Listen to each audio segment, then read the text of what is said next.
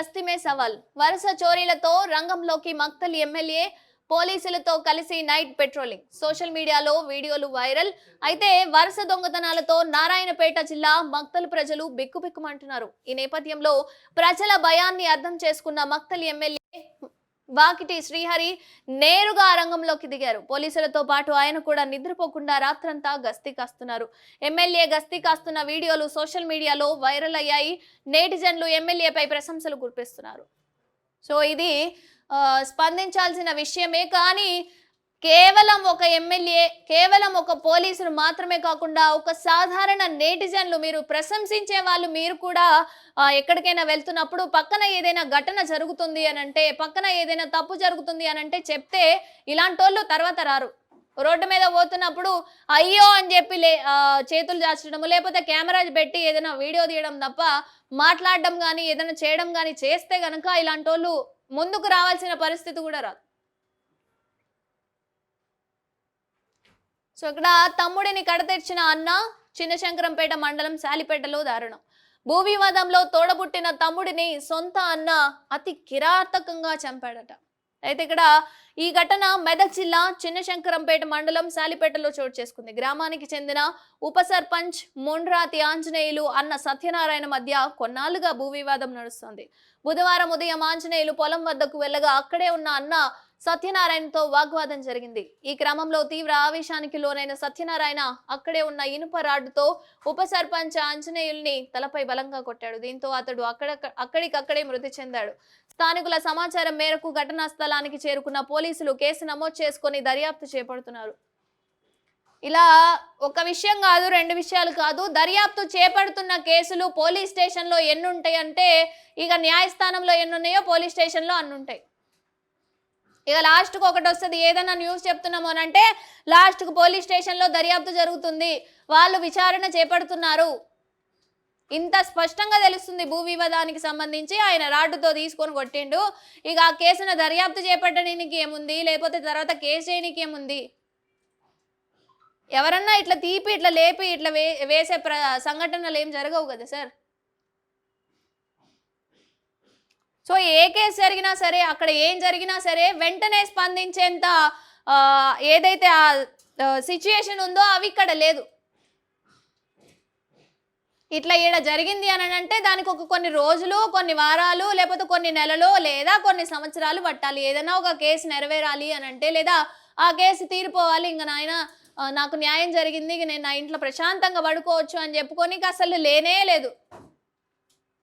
అది భూమి గొడవ కానీ ఊళ్ళ పంచాయతీ కానీ అన్నదమ్ముల పంచాయతీ కానీ ఇంట్లో ఏదన్నా గొడవలు కానీ ఇప్పటికిప్పుడు ఈ సమస్య నాకు పోలీస్ స్టేషన్కి వెళ్తే తీరుతుంది రెవెన్యూ శాఖ దగ్గరికి వెళ్తే తీరుతుంది లేదా నా ఊరి పెద్ద దగ్గరికి వెళ్తే తీరుతుంది అంటే అది ఎట్టి పరిస్థితుల్లో సాగని పని జరగని పని ఇక వాడి దగ్గర డబ్బులు ఉంటానో లేకపోతే బాగా జాగిర తనము ఏదో ఉండుంటేనో తప్ప అది నెరవేరే పని అసాధ్యం అసలు ఇంకా అట్లున్నది వ్యవస్థ సో అది జరగాలి అని అంటే సుమారు సంవత్సరం పట్టొచ్చు లేకపోతే నెలలల్లా అది కంప్లీట్ కావచ్చు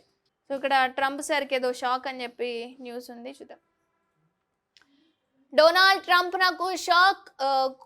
కొలరాడో సుప్రీంకోర్టు సంచలన తీర్పు రిపబ్లిక్ పార్టీ అధ్యక్ష అభ్యర్థిత్వానికి పోటీ చేసేందుకు అనర్హుడని ప్రకటన చేశారట అమెరికా మాజీ అధ్యక్షుడు డొనాల్డ్ ట్రంప్ కు గట్టి షాక్ తగిలింది రిపబ్లిక్ పార్టీ అధ్యక్ష అభ్యర్థిత్వానికి పోటీ చేసేందుకు ఆయన అనర్హుడంటూ కొలరాడో సుప్రీంకోర్టు ప్రకటించింది ఈ మేరకు ఆ రాష్ట్ర రిపబ్లికన్ ప్రైమరీ ఎన్నికల్లో పోటీ చేయకుండా ఆయనపై అనర్హత వేటు వేసింది దీంతో శ్వేత రౌధానికి రెండోసారి చేరుకోవాలన్న ట్రంప్ ఆశలకు ఈ తీర్పు బ్రేకులు వేసింది 2021 నాటికి యుఎస్ క్యాపిటల్ భవనంపై దాడికి సంబంధించిన కేసులో కోర్టు ఈ మేరకు సంచలన తీర్పు వెలువరించింది ప్రభుత్వానికి వ్యతిరేకంగా ట్రంప్ హింసను ప్రేరేపించారు అనడానికి బలమైన సాక్ష్యాలున్నాయని కోర్టు వ్యాఖ్యానించింది అయితే దీనిపై యుఎస్ సుప్రీంకోర్టులో అపీల్ చేసుకునేందుకు ఆయనకు అవకాశం కల్పించింది సో దీనికి సంబంధించి ఆయన చేశాడా లేదా ఎంతవరకు ఏం జరుగుతుంది అన్నది తెలియాలి కాబట్టి కొంత వెయిట్ చేయాల్సిందే సో ఇక్కడ చూద్దాం మూక హత్యలకు మరణ శిక్ష 3 క్రిమినల్ కోడ్ బిల్లులకు లోక్సభ ఆమోదం 97 మంది విపక్ష ఎంపీలు లేకుండానే పాస్ కామా ఫుల్ స్టాప్ సహా ప్రతి అంశాన్ని కూడా తనిఖీ చేశామన్న అమిత్ షా బిల్లులపై చర్చకు 158 సమావేశాలు నిర్వహించినట్లు వెల్లడి. కొత్త నేర చట్టాల ప్రకారం మూక హత్యకు పాల్పడిన వారికి మరణశిక్ష పడుతుందని కేంద్ర హోంమంత్రి అమిత్ షా వెల్లడించారు. గాంధీ, తిలక్, సర్దార్ వల్లభాయ్ పటేల్ వంటి ఎందరో స్వతంత్ర సమరయోధులను అనేక ఏళ్లు జైల్లో ఉంచిన బ్రిటిష్ వలస పాలన కాలం నాటి దేశద్రోహం చట్టాన్ని రద్దు చేసినట్లు చెప్పారు. భారతీయ శిక్షా స్మృతి 1860, criminal procedure code 1973, Indian evidence act 1872 స్థానంలో కేంద్రం కొత్తగా ప్రవేశపెట్టిన భారతీయ న్యాయ సంహిత, భారతీయ నాగరిక సురక్ష సంహిత, భారతీయ సాక్ష్య బిల్లులను లోక్సభలో బుధవారం ఆమోదించారు. 77 మంది ప్రతిపక్ష ఎంపీల గైర్హాజరులోనే ఈ ప్రక్రియ పూర్తయింది. ఈ సందర్భంగా జరిగిన చర్చలో కేంద్ర హోంమంత్రి అమిత్ షా మాట్లాడారు. దేశంలో నేర న్యాయ వ్యవస్థను పునరుద్ధరించాలన్న లక్ష్యంతో 3 క్రిమినల్ కోడ్ బిల్లులను చేసినట్లు తెలిపింది. ప్రతిపాదిత చట్టాలు శిక్షకు బదులుగా న్యాయం చేయడంపై దృష్టి సారిస్తాయన్నారు. ప్రజలకు న్యాయం చేయడంలో సాంకేతిక పరిజ్ఞానాన్ని ఉపయోగించడాన్ని ఈ బిల్లులు ప్రోత్సహిస్తాయని వెల్లడించారు. అండ్ బ్రిటిష్ పాలనా కాలం నాటి నిబంధనలకు చెల్లుచీటి ఇవ్వనున్న ఈ కొత్త చట్టాలు నేటి కాలానికి అనుగుణంగా ఉంటాయని తెలిపారు. అండ్ నూతన క్రిమినల్ కోడ్ బిల్లులోని ప్రతి ఫుల్ స్టాప్ కామాలను కూడా నిశ్చితంగా చెక్ పెట్టాలని చెప్పి అవన్నీ రాజ్యాంగ స్ఫూర్తికి అనుగుణంగానే ఉన్నాయని అమిత్ షా అన్నారు.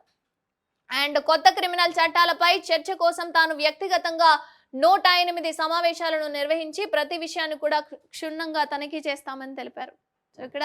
పతంజలి శాస్త్రికి కేంద్ర సాహిత్య అకాడమీ అవార్డు, రామేశ్వరం కాకులు మరికొన్ని కథలకు అత్యున్నత పురస్కారం. దేశవ్యాప్తంగా 24 భాషల రచయితల ఎంపిక. ప్రముఖ తెలుగు కథ, నవల రచయిత తల్లావర్చల పతంజలి శాస్త్రికి కేంద్ర సాహిత్య అకాడమీ అవార్డు వరించింది. ఆయన రచించిన రామేశ్వరం కాకులు మరికొన్ని కథలు అనే లఘు కథల పుస్తకానికి ఈ అత్యున్నత పురస్కారం దక్కింది. దేశవ్యాప్తంగా